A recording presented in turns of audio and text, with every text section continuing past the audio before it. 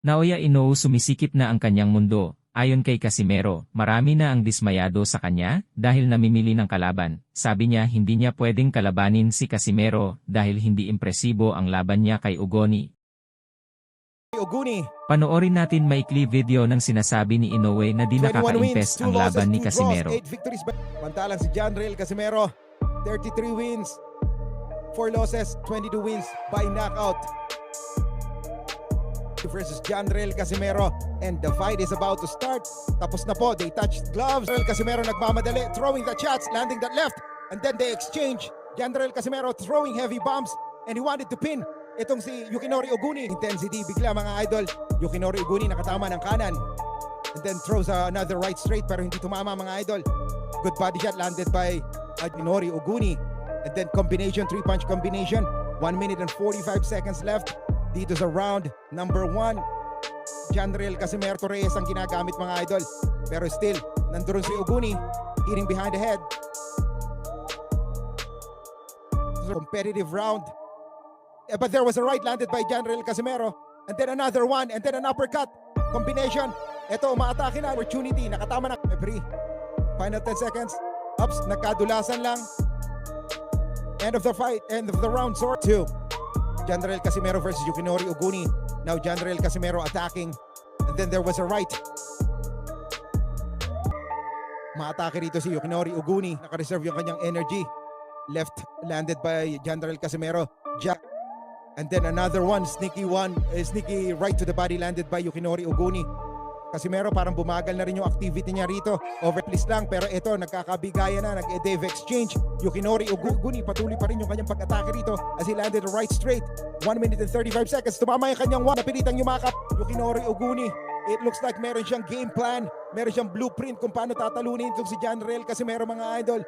Using his distance, using the 1-2 from the outside mula kay Yukinori Uguni, hindi tumama, and then he tries to attack the body of Janrael Casimero. Man yung kanan ni Uguni, pa isa-isa na lamang po tinatapon dito ni Janrael Casimero mga idol. 20 seconds left. 1-2 from the outside, tumama kay Yukinori Uguni at tinatapon ni Janrael. Oh, there was an overhand right landed by Janrael Casimero, tumama. Napatras niya, have it 20-18 in favor of Uguni mga idol. It's a round number 3. Janrael Casimero attacks the body of Uguni. Nitong si Janrael Casimero, tumama yung kanan ni Janrael Casimero, trying to land his left. Umatake na rito yung hangin ni Janrael Casimero dito. Uguni landed. 1-2 by Casimero, hindi tumama. Atras si Casimero, combination, tumama from Uguni. Heavy bombs. Body shot landed, and then a left hook. They've exchanged. Body shot landed by Uguni. 1 minute and 37 seconds left. Body shot, inuunti-unti ni Uguni, napapatras dito si Janrael Casimero. Playing possum might be. Right ding atake ito mga idol. Body shot from Uguni missing. Naman tatlo. And then 1-2. Scoring blows from Uguni mga idol. Then tumama na naman yung kanan na yun ni Uguni. This is another round. There was a right landed by Casimero, and then a left, and then a right. Pero nakikipagsabayan pa rin itong si Uguni. And there was a left landed by Uguni mga idol. Pa-chatting na lang si Casimero dito mga idol. Wait lang, stretching muna tayo.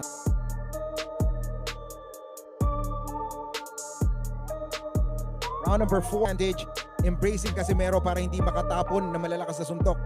There was a right that landed by Casimero. Yeah, there is. Kaya nakakita agad ng referee yung accidental clash ng heads na yun. King it. Ay nako, inito na po yung laban. Grabe yung cut. So they stopped the fight. Hindi po natapos yung 4th round. Nako. Draw. Aha. Draw ang naging resulta ng labanan mga idol. Yan ay isang kasinungalingan dahil sa totoo lang siya ay naduduwag. May offer sa kanya si Saudi billionaire Turki Al-Sheikh at si Casimero ang kalaban, ngunit ito ay kanyang tinabla. Mas pinili niya ang may edad na si TJ Doheny na bata ni Sim Gibbons.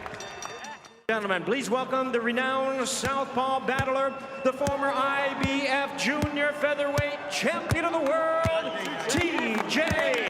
At sa katatapos na laban ni Junto Nakatani, hinamon niya ang Inoue Brothers. Una, Gusto niyang kalabanin ang kapatid ni Naoya na si Takuma Inoue, ang WBA Bantamweight Champion, at pagkatapos akyat siya sa 122 at hahamunin niya si Naoya Inoue, kaya wala nang kawala si Naoya Inoue at mapipilitan siyang kalabanin si Casimero sa Disyembre kung maipapanalo ni Casimero ang kanyang laban sa September.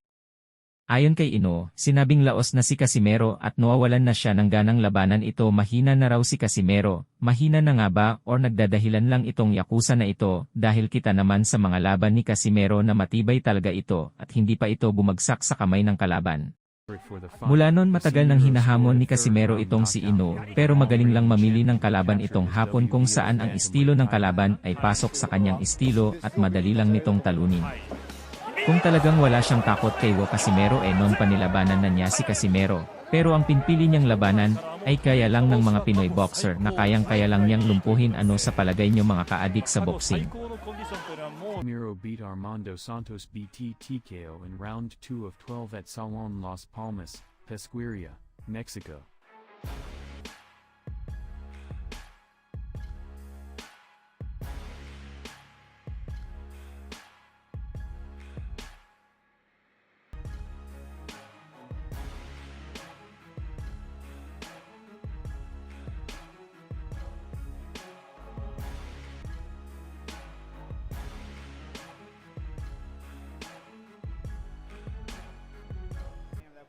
Casimero was on the offensive for fight, as Edwards was unable to deal with Casimiro's ring craft. Casimero upped the pace in the 10th round, and dropped and beat the count, but as soon as he got up, Casimero unleashed a flurry of punches towards the challenger, which prompted the referee to end the fight immediately. What happens? You'll catch the uppercut at least.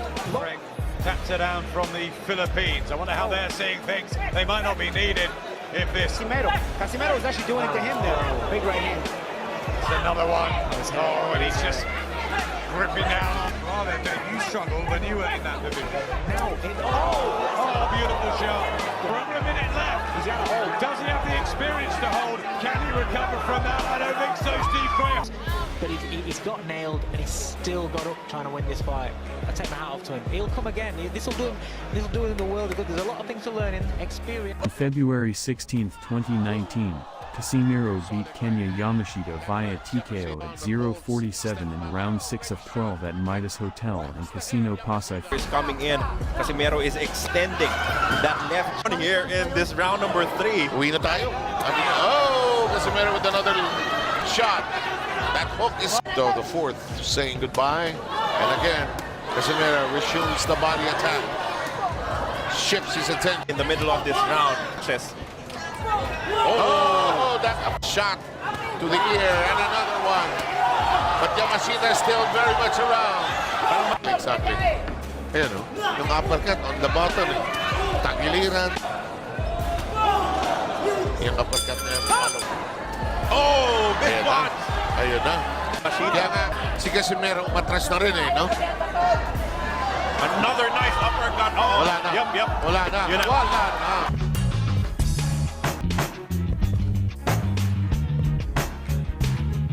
Versus I'm Not Runrowing 2.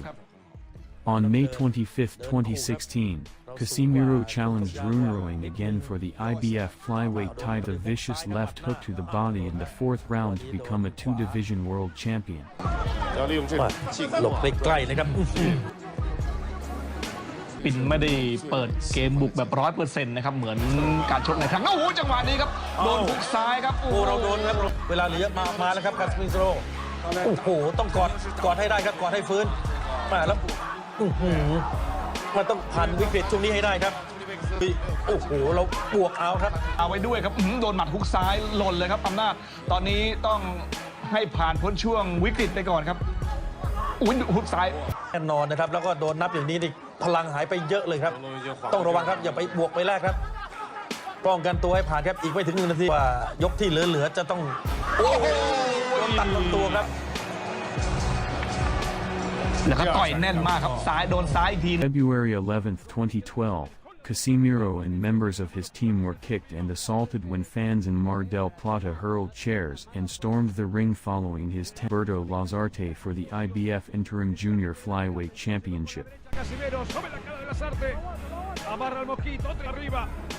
Casimiro quiere responder y falla. Acción un poco clara, se fue diluyendo el trabajo del filipino. Se le quemaron. A Casimiro pareciera como que le agarró un miedo escénico, ¿no? Con la derecha Casimiro, atención, izquierda de Casimiro, la izquierda Casimiro, le va a dar el pase, no está bien Lazarte, lo está midiendo, atención que puede venir el knockout, izquierda se va al piso Lazarte, está knockout, está esperando Lazarte. Filipino para quedarse con el título interino, mira con la derecha otra vez. El ojo izquierdo totalmente cerrado Lazarte. Otra derecha más de Casimiro, va a buscar guapo Lazarte, pero se va a ir al piso de nuevo, está knockout. Vino con izquierda y con derecha. Está Globy Lazarte. Lo está midiendo el filipino para definir la pelea. Vaya con la izquierda, lo tiene con la derecha. Está knockout Lazarte, atención el árbitro. Casimiro versus Mauricio Fuentes. On May 3, 2014, Casimiro beat Mauricio Fuentes via knockout at 2:59 in round 11 of Pawn Casino, Cebu City, Philippines. As a flyweight contender, Salguero by a technical knockout, round 11 for 12 and 12. Pero for the longest time, partner, itong si Casimiro sinasabi na, okay, champion ka, pero just a typical walang pinapakita explosiveness. And I felt down goes.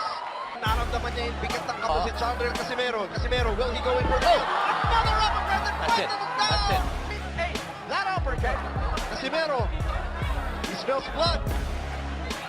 This time puts a combination together. That time with the left, with the right, and it down. Tingnan natin ulit, Dennis. Walk us through this. It was an uppercut really that floored itong si Fuentes.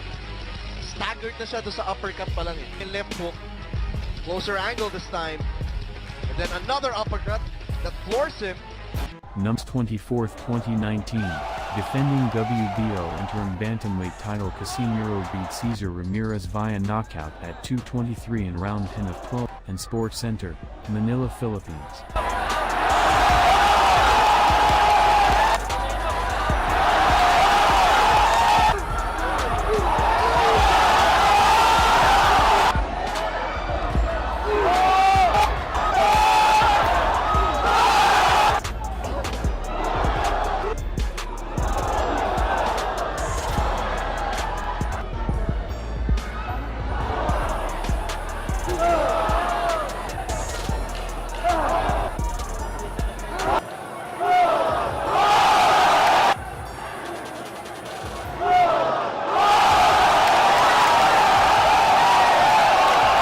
On December 19, 2009, in Managua, Nicaragua, Casimiro won the interim WBO light flyweight title by defeating former flyweight champion Cesar Conchila of Colombia via TKO at 140 in round 11 of 12. Bueno, al boxeador colombiano. Falta esta, falta la de Ana Gabriel, falta también la de Chocorroncito Huitrago.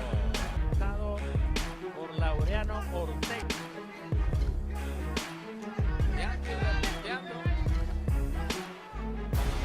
Parte del colombiano hacia los brazos del boxeador de Filipina y la derecha. Ese problema Canchila. En el 11º asalto. Se confía demasiado. Ahí está, metiendo la derecha. Terminó la tatuazo ahí en la esquina. Pero mire, se confió demasiado. Y mete la en recto y golpea el oído. Usted que sabe cómo se golpea, mi querido José Bernardo. Y observen usted, ahí no había nada que hacer. Ha ganado la... Thank you for watching. Please like, comment and subscribe.